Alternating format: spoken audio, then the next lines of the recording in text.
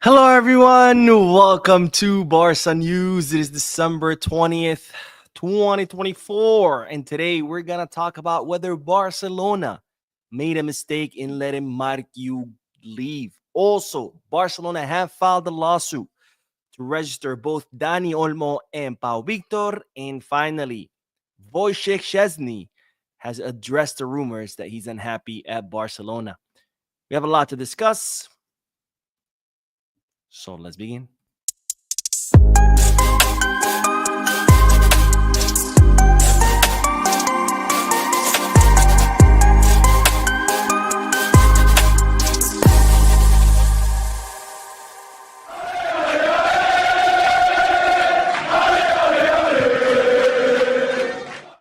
Hello, everyone. Welcome to the channel. My name is Mo. This is the Barca News live podcast where we analyze Barcelona matches. No, that's the post-match live analysis. This is a Barca News live podcast where we share Barcelona news, talk about Barcelona news, and of course, where I interact. Sorry, guys, it's been a long day, but where I interact with you lovely people in the chat section by reading your comments, answering your questions, and getting a discussion going. Now, for those of you who will be watching when the podcast ends, I will be putting timestamps in the description and chapters in the timeline in case you do want to skip through that discussion. Now, having said all that, make sure to hit the like button, subscribe to the channel, drop a comment.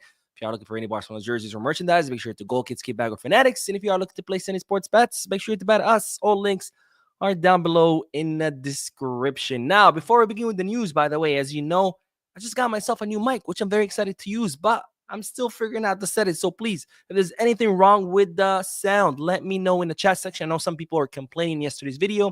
Some people were saying it was unbalanced, where the sound was only coming from the left speaker, but not from the right speaker. Again, I'm still figuring out. I got a new audio box, which I've never used in my life.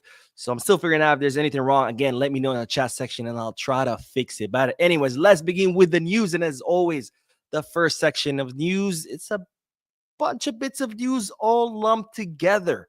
And starting with good news. I like to start videos with good news. There's been a lot of bad news lately. But Ansu Fati, ladies and gentlemen, has received the green light after he was out due to injury. Now, Ansu Fati got injured back in November. He suffered a thigh injury. He was out for 5 weeks. He was expected to come back in the match against Leganés. Seemed like he wasn't yet quite ready, but now he has officially received the green light. So Ansu Fati is off the injury list. He will be available for tomorrow's match against Atletico Madrid. And of course, with Lamine Yamal's injury, everybody is welcome. We need as many available players as possible, even though I doubt the Ansu Fati is going to start tomorrow because he just came back from injury. I don't think Flick is going to start someone who just came back from injury in such a big and important match against such a difficult opponent in a very challenging stadium. But again, nonetheless, the news is that Ansu Fati is back from injury. Now, more good news, because guess who trained today for the first time as a Barcelona player? Ladies and gentlemen, Ibrahim Diarra trained today for the first time as a Barcelona player. That 18-year-old attacker who hailed from Africa Foot Academy is considered one of the most talented and promising young players to come out of the African continent. He did a trial in Barcelona I think it was at the beginning of this year. Barcelona were incredibly impressed with him. They decided to sign him, but of course, at the time, he was only 17 years old, so you could not sign him. So Barcelona, of course, reached an agreement with the player, a personal agreement. As soon as he turned 18, Barcelona made the signing official. Now he has landed in the city of Barcelona, and today he trained for the first time with Barca Athletic. And I have to say, I'm very excited to see what this young talent has to offer. Now, the last bit of news in this first section of news is regarding another young promising talent, and it's Marc Guiu, the La Masia product, the former Barcelona player who left this past summer to Chelsea. Today, I think it was today, maybe yesterday. No, it might have been yesterday. But Marc Guiu scored a hat-trick in the Conference League against Shamrock Rovers. And this, of course, has now gotten all the English media talking. Marc Guiu, did Barcelona make a mistake letting him go? And especially after the Chelsea legend had the following to say, wait, how do I make this bigger? There we go. Nope. I made that disappear. There we go. This boy in 2 years could be a starting number 9. I think Barcelona made a mistake. My thought regarding you is, how could Barcelona let him go? I compared him to Suarez and I received a lot of criticism. So, this of course begs the question, did Barcelona make a mistake letting Marc Guiu leave? Now, there's a couple of things that I have a problem with these statements. First of all, Joe here says, I think Barcelona he says, my thought regarding Guiu is, how could Barcelona let him go? Now, just to be clear here, Barcelona did not let Guiu go. Guiu's the one who decided to leave. His contract was up. Barcelona wanted him to stay. They met with him. They let him know, hey, we want you to stay. They made him an offer, but Chelsea made him an offer that tripled his salary. So Guiu decided to leave because he wanted more money. So let's just make it clear there. Barcelona did not decide to sell him. They were not like, oh, we just want to get rid of this guy. Let's make some money. He decided to leave because Chelsea made him more money. The second thing is, whether it's a mistake or not, I don't think it's right now is the time to tell. Yes, he just scored a hat trick, but to be fair, it's the Conference League. It's not even the Europa League. It's the Conference League. And it's against Shamrock Rovers. So it's not like he just scored a hat trick against, I don't know, Bayern. Now, don't get me wrong. I'm not here to trash Marc Guiu. People think that if you're not praising a player, you're automatically trashing him. I'm doing neither. I'm neither praising Guiu. I'm not trashing Guiu. All I'm saying is he just scored a hat trick. To say because he just scored a hat trick in the Conference League, all of a sudden it's a huge mistake, I think that's a little bit premature. If Guiu, for the remainder of the season, continues to kill it, scoring goals, providing assists, being this huge asset for Chelsea, then at the end of the season, we can say, okay, sure, yeah, we made a mistake. But right now, just after one hat trick, to say it was a huge mistake, I think it's premature. Again, I'm not here to trash Guiu. I'm not saying Guiu sucks. I'm not saying Guiu's great. I'm just saying it's too early to tell. You know, this is like Manchester City coming out and saying, oh my God, we made a mistake with Ferran Torres. He just scored 4 goals in the last 3 matches. Yeah, just to put it in context. Again, I'm not comparing Guiu to Ferran Torres because if anything, probably Guiu is better. But too early to tell. Let's see how he does by the end of the season. If he's still killing it, then yes, it would be a mistake. But right now, it would be too early to tell. And I do want to say one thing. One mistake was, I think, when it came to the Marc Guiu case, was Vitor Roque. I think that's where the real mistake lies, because we paid, we had Marc Guiu there in the reserve team, and we paid 30 million euros to bring Vitor Roque. We paid him a higher salary than Marc Guiu, only to keep Vitor Roque on the bench and eventually loan him. If we would have, if that's what we ended up doing, might as well not pay the 30 million and just try it out Marc Guiu. I think that's where the real mistake lies. But as far as whether Barcelona missed out on a big talent, again, too early to tell. But I do want to hear you guys' thoughts. So let me know in the chat section or in the comment section if you're watching this once it ends. All right, let's start with the chat section. My favorite part. I love reading you guys' comment. But of course, because I'm an old man, let me put my glasses on first. And then we are going to talk about Laporta and what he thinks about Flick, the project, and what's going on. All right, let's see. We have Emmanuel, who was waiting before the podcast even started, said, Mo, how are you doing, my good friend? I hope you have something good for us this morning. I hope so too. I don't know. It's a mixed bag of news. I don't know how you're going to take it.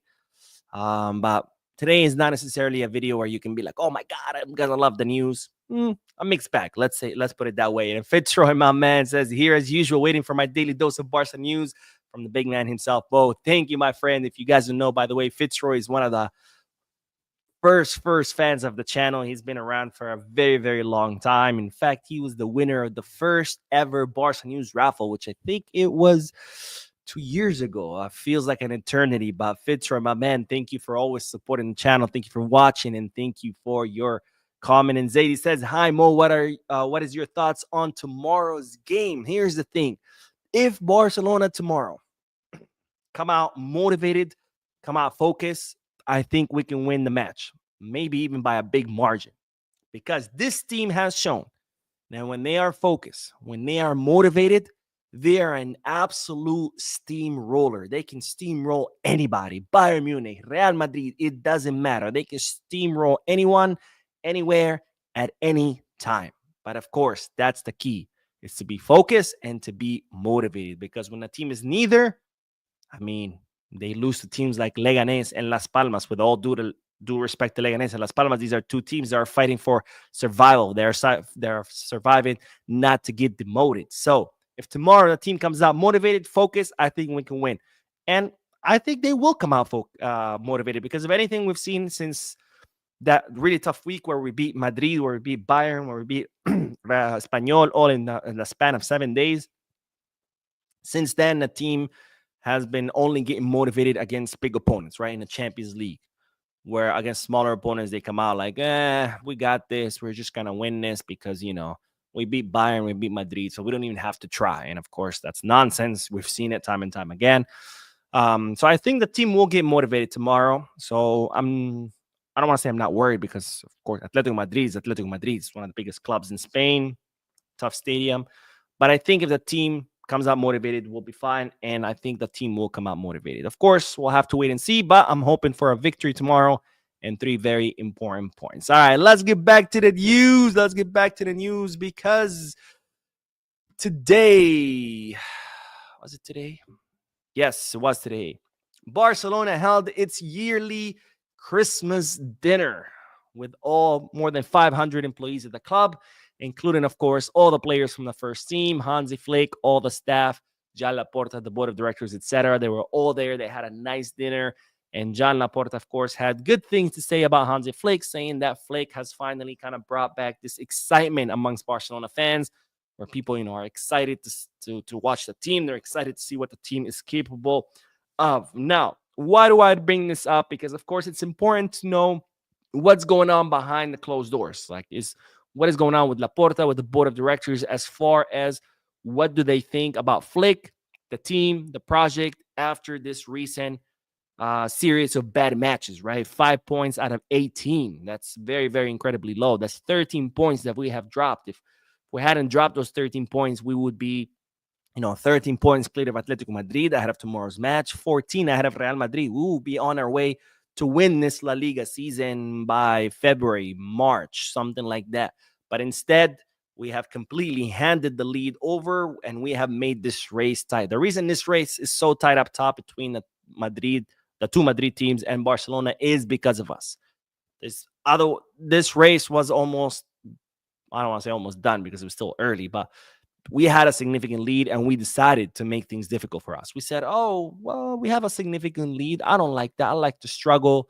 I like to make things difficult. So let me just blow a bunch of matches and let me revive Madrid, who are struggling. But anyways, so what are the thoughts of Madrid? Sorry, not Madrid. Laporta and the board of directors. And close sources to the club say that amongst the board of directors, including Joan Laporta, there is a little bit of worry, right? They are a little bit worried about what they've seen in the recent series of matches, and they don't understand what's going on. They don't understand how Barcelona started out the season being an absolute steamroller, demolishing everybody, just untouchable, to all of a sudden struggling against teams Las Palmas and Leganés. They also don't understand how some players started out the season being, absolute beasts, and all of a sudden there's matches where they're completely disconnected, where they're not playing with intensity, where they're making silly mistakes. They don't understand that, and they're a little bit worried about it. However, Laporta and the board of directors still have full faith in Flick and full faith in his project. Why? Because they're still seeing the same kind of line of work, right? You're still seeing the same idea, the same tactics, the same vision being employed. The only difference is at the beginning of the season, the players were playing with much more intensity, so the system was working a lot more effectively, where in the most recent matches, the players are not playing with the same intensity, so the system is not being as effective. However, the system is still there. They're not seeing, kind of like all of a sudden there's chaos, disorganization. Flick is just trying all different things, experimenting things, changing his tactics every other day, kind of like what happened with Xavi, where with Xavi, things weren't working. He was just experimenting, trying all kinds of things It's pretty much throwing shit at the wall and see what's stuck. With Flick, the board of directors don't see that. They see that Flick is still clear. He has a very clear idea of how the team wants to play. He continues to employ that.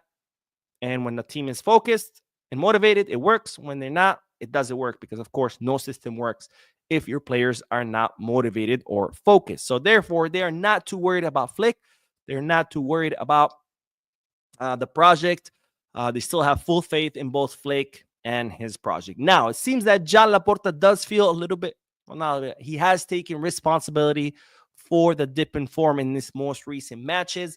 And that's because Laporta has realized that the bench, Hansi Flick's bench, is not as deep as it should be when it comes to quality, not quantity. Because quantity-wise, we're fine. We have 2 players per position. Some positions, we even have 3 players. So as far as numbers, we have the numbers.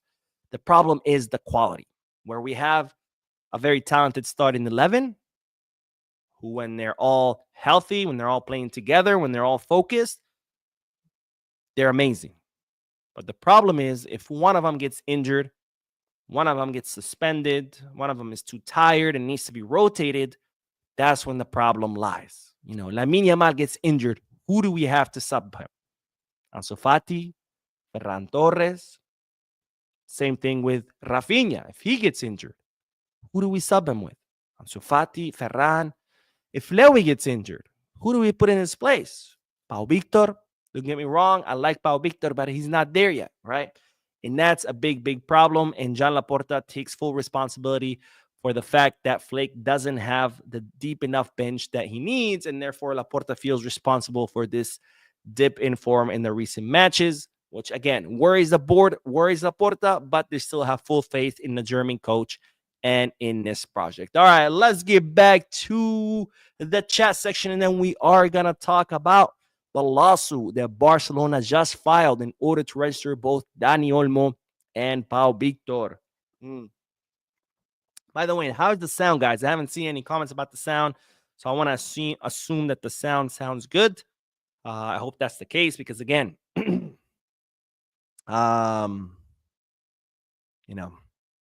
mic, I'm still figuring it out. All right, let's see. Where did we leave off? Walter says Shamrock Rovers might as well hype me up for scoring a hat trick in my garden against Gnomes. Again, I agree 100%. Yes, it's a hat trick, but again, Shamrock Rovers in the Conference League. I wouldn't necessarily start saying, oh, we just missed out on the next, I don't know, Lionel Messi or something. Again, not to bash Marc Guiu. It's just, let's wait until the end of the season. Let's see how he does. If he's still killing it by the end of the season, then sure, it was a mistake. Alexis says, I think it's crazy how the media is just making up that Szczesny's unhappy. There's literally no evidence. Just leave it alone. It's Christmas time. Things are slow. There's not a lot of news.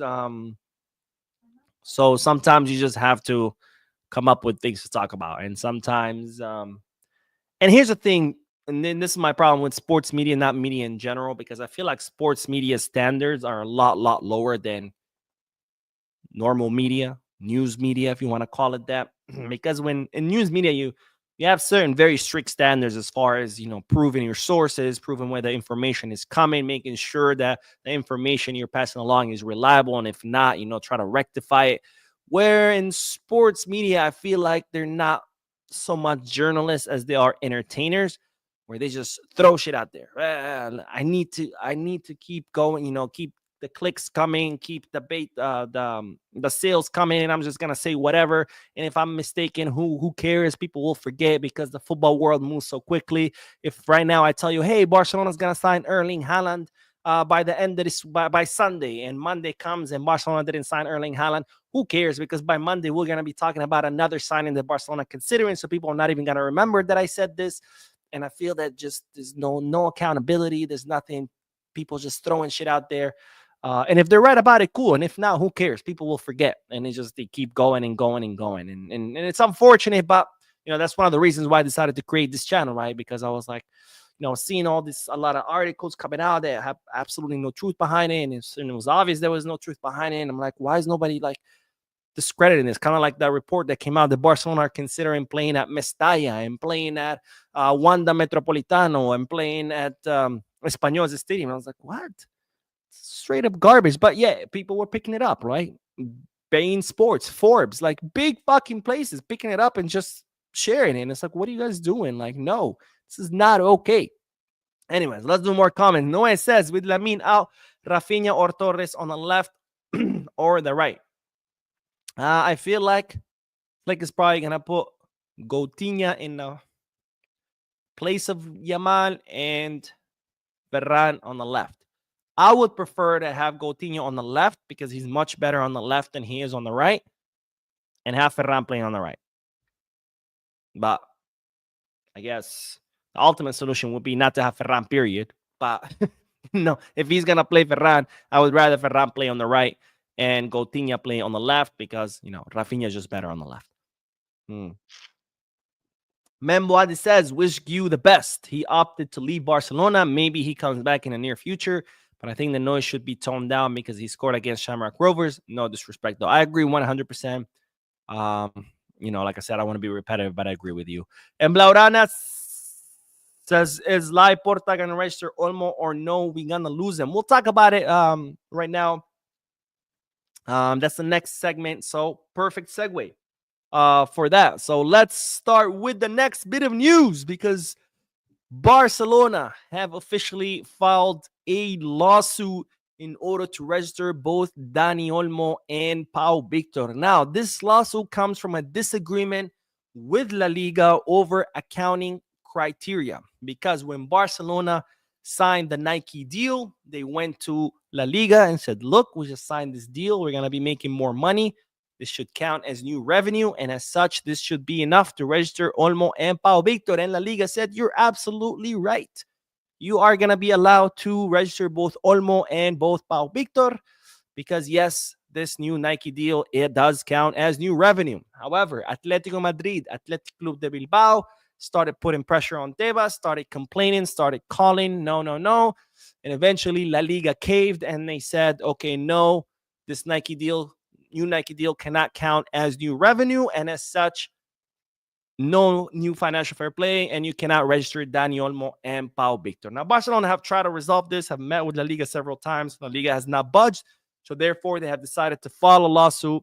And there will be a hearing on Monday, December 23rd in the Commercial Court number 10 located in the city of Barcelona in order to settle this dispute. Barcelona, of course, they're going to bring up the argument that the new Nike deal should count as new revenue, and as such, they should be allowed to register Olmo and Victor. And of course, La Liga is going to say, no, it's not new revenue. Therefore, Barcelona are not going to be able to register either. So Barcelona going to try to register them through a precautionary measure. In the meantime, a precautionary measure is when the court says, okay, this case is going to have to be litigated. It's going to take some time. In the meantime, while we litigate this case, we're going to allow you to register them under a precautionary measure. And then eventually, if you win your lawsuit, Barcelona, then both players will continue to be registered. And if you lose your lawsuit, then both players will be automatically deregistered. So for now, Barcelona are hoping to register both players by December 27th through a precautionary measure while they litigate the case against La Liga to prove that the Nike deal does indeed count as new revenue, and therefore they should be allowed to register both players. So we'll see what's going to happen. But again, the first hearing is going to happen on Monday. And in regards to that, it's reported that Barcelona met with Dani Olmo's father, Mikel Olmo, who is the player's agent. And they also met with his attorney, whose name is Ramon Valencia. He's a sports law attorney who's been advising the player for several years. And it seems that Barcelona met with both the father, Olmo's father, and Olmo's attorney at the Ciudad Esportiva because, of course, the two of them had some concerns about the registration of the player. And that's when Barcelona revealed, that they're going to be filing a lawsuit, what the strategy is, what their argument is going to be, and assuring the player's agent and lawyer that they will be able to register him. And they're hoping to do it by December 27th. Now, as far as Pau Victor, the player is reportedly not worried whatsoever. As you know, Real Betis are very interested in signing Pau Victor on loan during the winter transfer market. Seems that the player is aware of Real Betis' interest. Despite that, he has no plans on leaving. He is happy at Barcelona. He is confident that Barcelona are going to be able to register him on time. He is looking to prove himself at the club, and also he's convinced that he will eventually get more playing time under Hansi Flick. And I honestly think the same. A lot of people say, why is Pau Victor not getting enough minutes? I see it as probably Hansi Flick is still feels that Pau Victor maybe is not 100% ready, because remember, Pau Victor played last season with Barca Athletic in third division, right? Third division and first division is a big, big jump. Only very, very few players can make that jump with no problem, like Lamine Yamal, Pau Cubarsí. Majority of the players, it takes them some time to get used to it, to develop, to continue developing their skills and talents to be able to make that jump. And I feel like Flick probably sees Pau Victor as maybe he's not 100% ready yet. He wants him to continue growing, developing, and eventually we'll see him more and more minutes. Because remember, at the beginning of the season, we weren't seeing Pau Victor at all. We only saw him on the bench. Lately, we've been seeing him only 10, 12 minutes, sure, but that shows progression, right? If we weren't seeing him and we're still not seeing him, that would be a problem. That means, okay, Flick doesn't trust him at all. But we went from not seeing him at all now to we're seeing him for 10, 12 minutes. So I think with time, we'll see him more. Maybe eventually we'll start seeing him at the 60th minute, coming on for 30. And then maybe by the end of the season, who knows? Maybe we'll see him start in the place of Lewy in some matches to rotate Lewy or give him some rest. Anyway, so that's the news. Lawsuit filed against La Liga to register both players. That Barcelona met with Olmo's father and lawyer, assured them that he's going to be registered on time. And Pau Victor, not worried whatsoever. And he has no plans of leaving in the winter transfer market. All right, let's get back to the chat section and see what you guys are saying. I feel like a radio host with this microphone. Like, hello, everyone, and welcome to my program. Today, we're going to be discussing, is orange juice harmful to your health? Ah, man.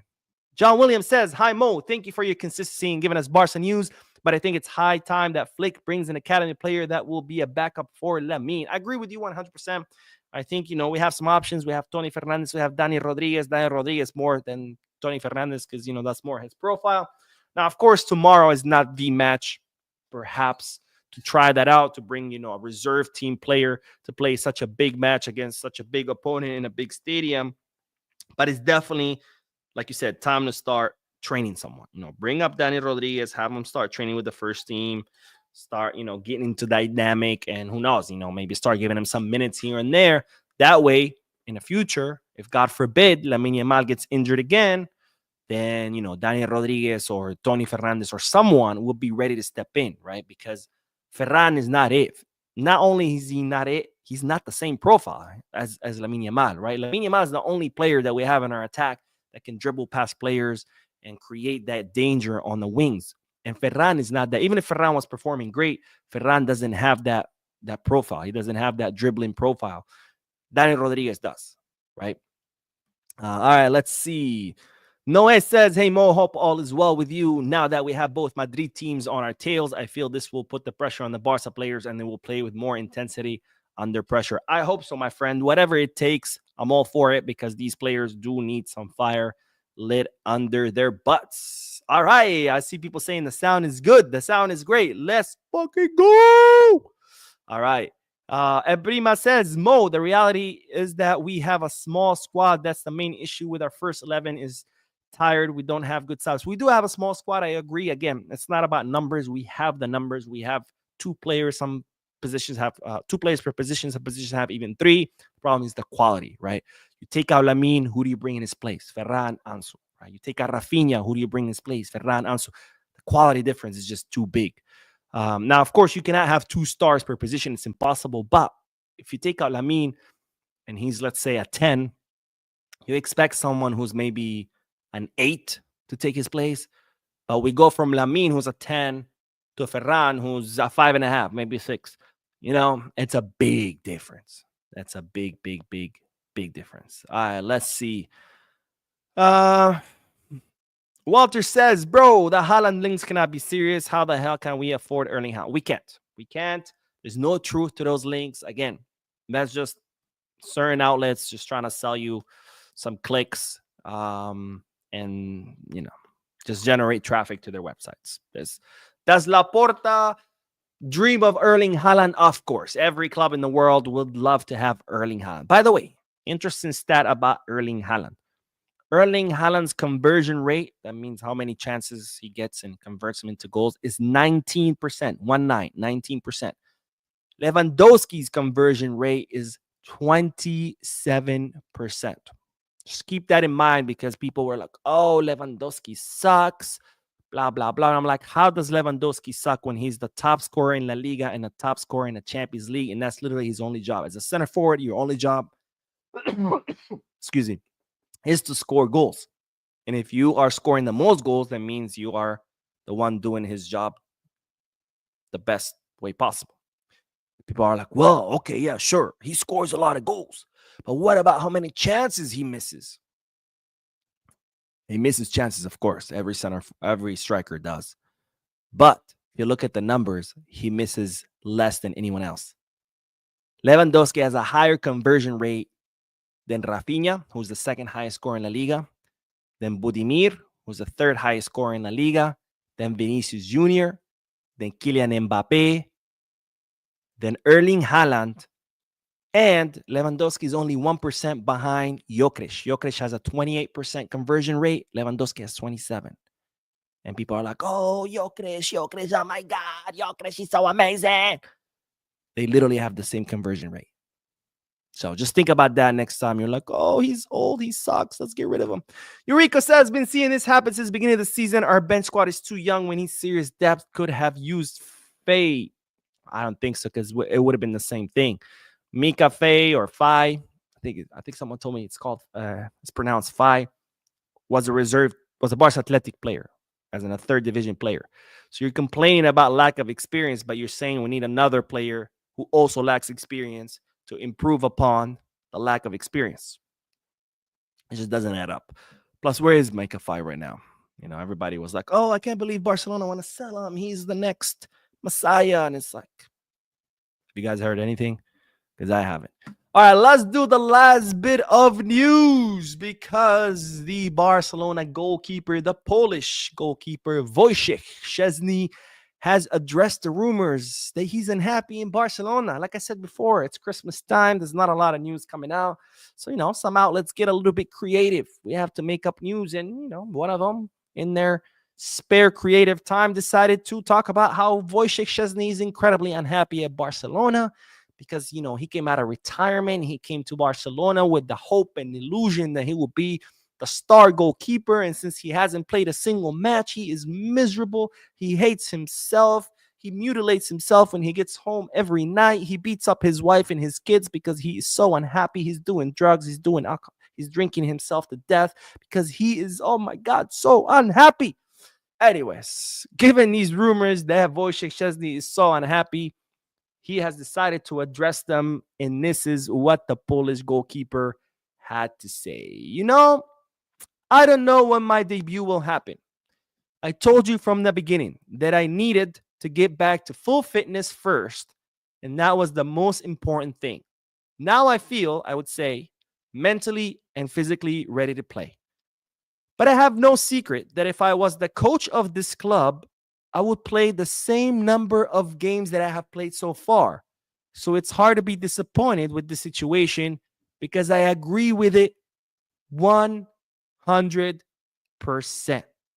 So there you have it, folks. Szczesny, this is straight from the mouth of the player, not his agent, not his family, not his entourage, not his neighbor who saw him once and now thinks he's an expert on his life.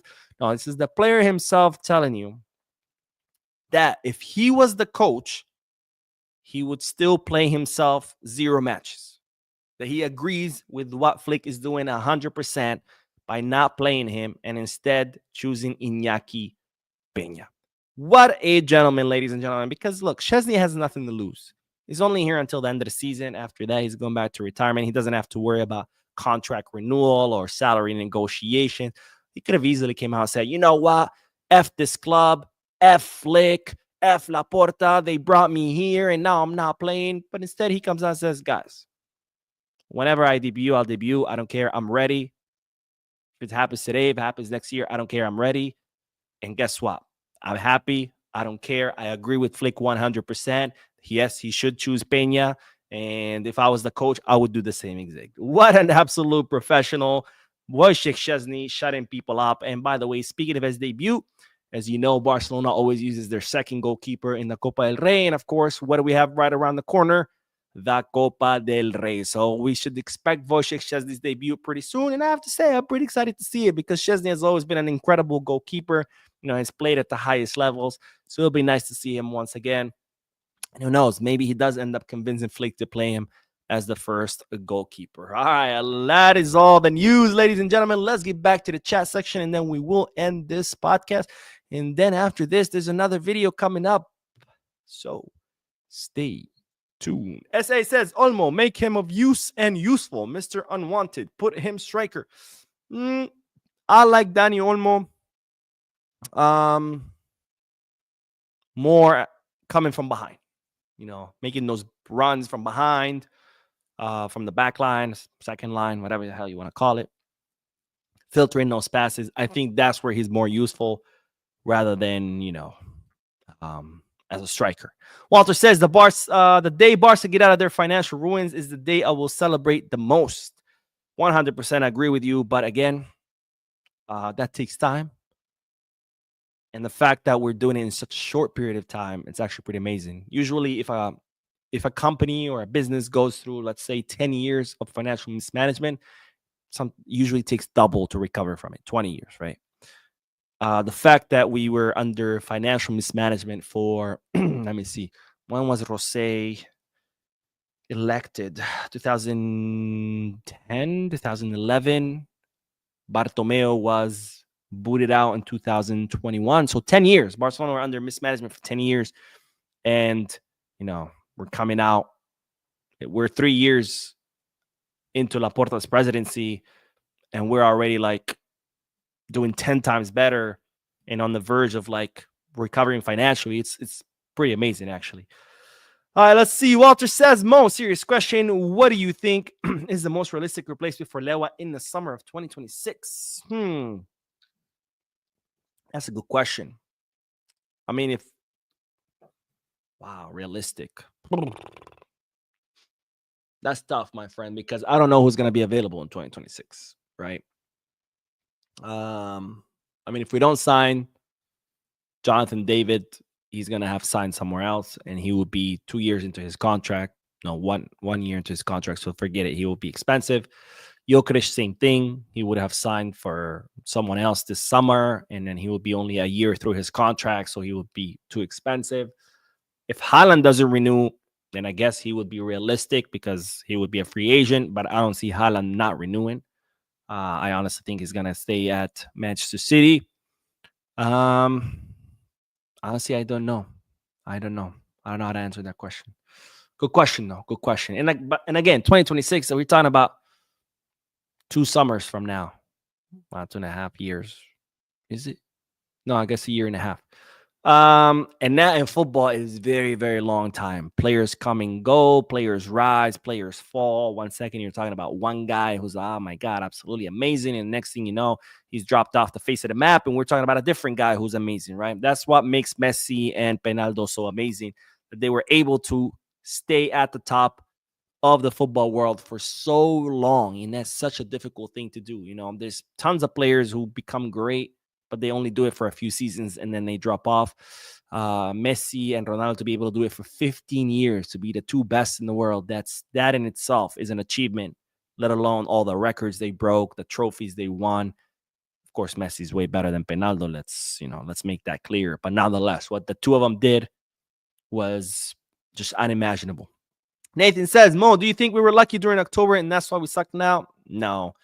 You don't get lucky beating Madrid 4-0, Bayern 4-1, Espanyol 3 goals in 30 minutes, all the 5-0s and 5-1s. Hell, we even had a 7-0 against, was it Valladolid? We were smashing, and you don't do that through luck. You don't. Maybe if you win 1-2 matches, sure. Kind of like under Xavi last season, we had maybe 4 or 5 good matches where we were like, whoa, Barca's back. And then the rest were just trash. That's something you could say maybe we got lucky because it was only a few good matches in a sea of bad ones. Right now we have the opposite, right? We have a handful of bad matches in a sea of good ones. So no, I wouldn't say it's luck. Last season, whenever Barcelona did well in a match, like won convincingly, that was the weird thing. You were like, whoa, Barcelona just played really good. That's just so weird. Now it's the opposite. Now we're like, when Barcelona plays bad, it's when we're like, wait a minute, this is weird. What's going on? That's the difference. LOL says we don't need a striker. Our first priority should be a winger. The excessive pressure on Yamal is because of lack of wingers. I do agree the number one priority is the winger, but we do need a striker. Lewandowski's not getting any younger. He's 36. He's going to be 37 in the summer. We do need a striker. But yes, a left winger is a priority because we don't have anyone there. At least with Lewy, we have Lewy, right? And maybe Pau Victor. And there's Oscar Gistao in the academy. So I guess we have options. But left winger, we don't have anyone specialist. Sure, we have Dani Rodriguez, but he's still in the reserve team. We don't have anyone to actually start while Dani Rodriguez gets ready to become a starter. All right, let's see. It says Lewa to PSG. We can take Ethan Mbappe. I don't know if PSG is going to want to. I mean, by the summer, Lewy will be 37. I don't know if PSG is going to want a 37-year-old striker to sign on a new contract. I think after Barca, Lewy will probably either hang his boots or go cash out one last big contract in Saudi or the MLS or Japan or one of those leagues that pay a lot of money to retire players. All right, let's see.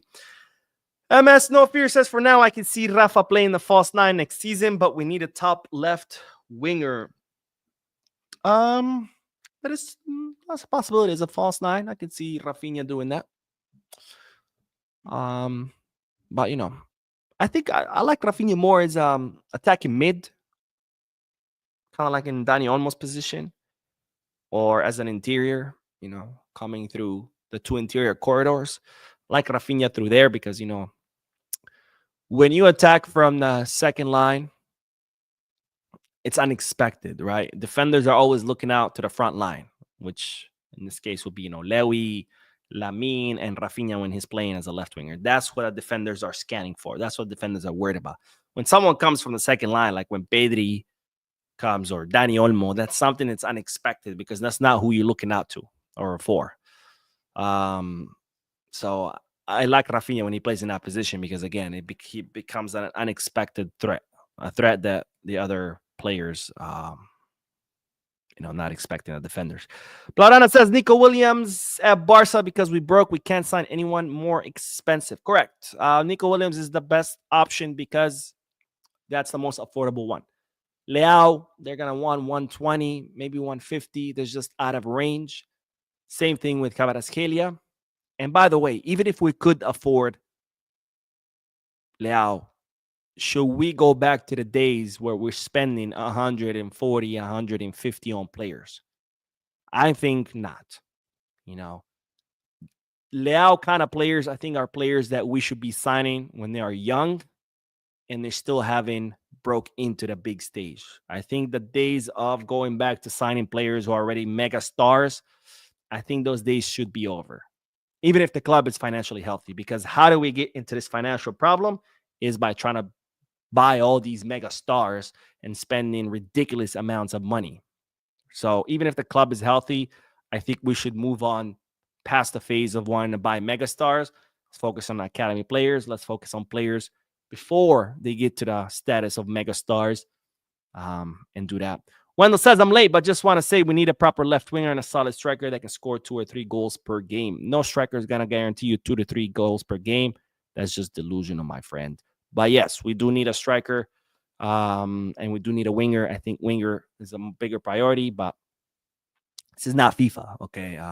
And when I say FIFA, I don't mean the actual governing body. I mean the video game. You can't just expect strikers to score 2 to 3 goals per game. No one has ever done that. Tunde says, Elmo, I know the team dropped some intensity, but the referee's wrong decision against Barcelona is getting too much and no action is taken. Just talk. There is no action to take. That has been the case since day one, 100+ years ago when the La Liga was established. It's always been the same. It's not going to change. In order for it to change, La Liga is going to have to want to change. There has to be a desire to improve things and say, look, if we're going to be the best league in the world, if we're going to be the Premier League, we need to get our shit together. And instead of punishing players and coaches who speak out, and instead of, being this, oh, I'm not wrong, F you, you're the one who's wrong. Instead of doing that, saying, okay, let's analyze these referee mistakes. Let's see what went wrong. Let's see how we can avoid them. Maybe more training, maybe better training for referees, things like that. Until La Liga decides that they're going to get their act together, it's just nothing's going to change. Okay. Let's see. One last comment, and then we'll end this. But LOL says the fact that half of our players are irreplaceable in our first squad shows our squad depth problem. So that if players get injured, you're cooked. We do have a depth problem, but the first team players being irreplaceable, that's not what the problem is. That's actually a good thing. You want your 11 starters to be irreplaceable players. That means you have amazing 11 starters. But yes, we do have a depth problem. Anyways, that is all. Thank you, ladies and gentlemen, for tuning in, for hearing me yap for 45 minutes, for your comments, your subscriptions, your likes. I will be uploading another video later tonight.